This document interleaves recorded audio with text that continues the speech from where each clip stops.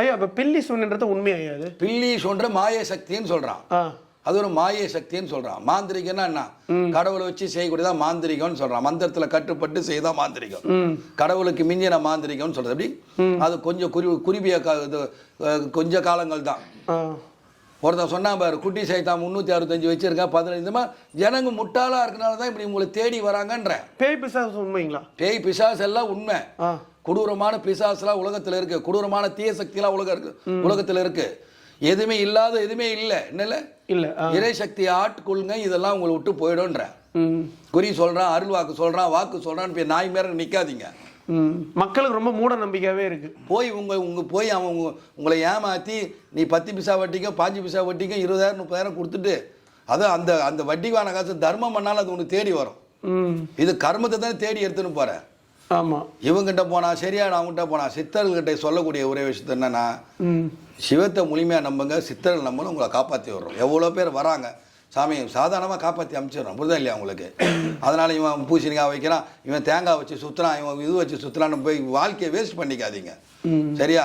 கடவுள் நம்பிக்கை இருந்தால் போதுன்றீங்க. இறையே நம்புங்க, சித்தர்கள் நம்புங்கன்னு சொல்கிறேன். ஐயா என்ன சொல்கிறாருன்னா, இறையை நம்புங்க, சித்தரை நம்புங்க அப்படின்ற மாதிரி. 18 சித்தர்கள் தான் சொன்னாங்க. 18 சித்தர்கள் சொல்ல விஷயம் மனிதர்களுக்காக நிறைய சொல்லியிருக்காங்க.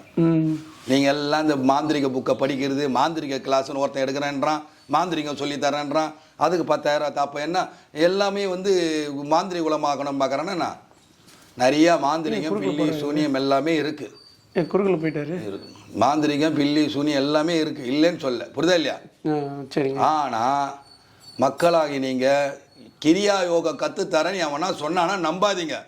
பயங்கரமான பொய் ஏமாறாதீங்க.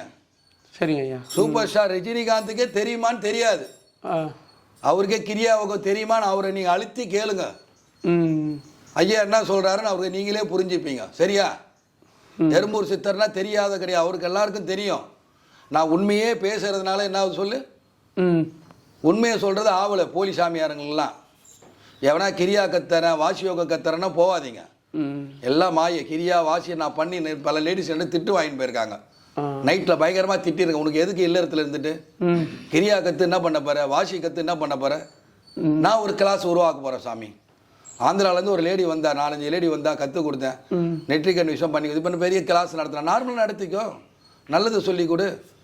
கிரியாவில் எத்தனை போகிறது, அப்புறம் கிரியா மக்களுக்காக கரெக்டாக நல்லா சொல்லி கொடுக்கணும். அது பொய்யான விஷயம் சொல்லணும்.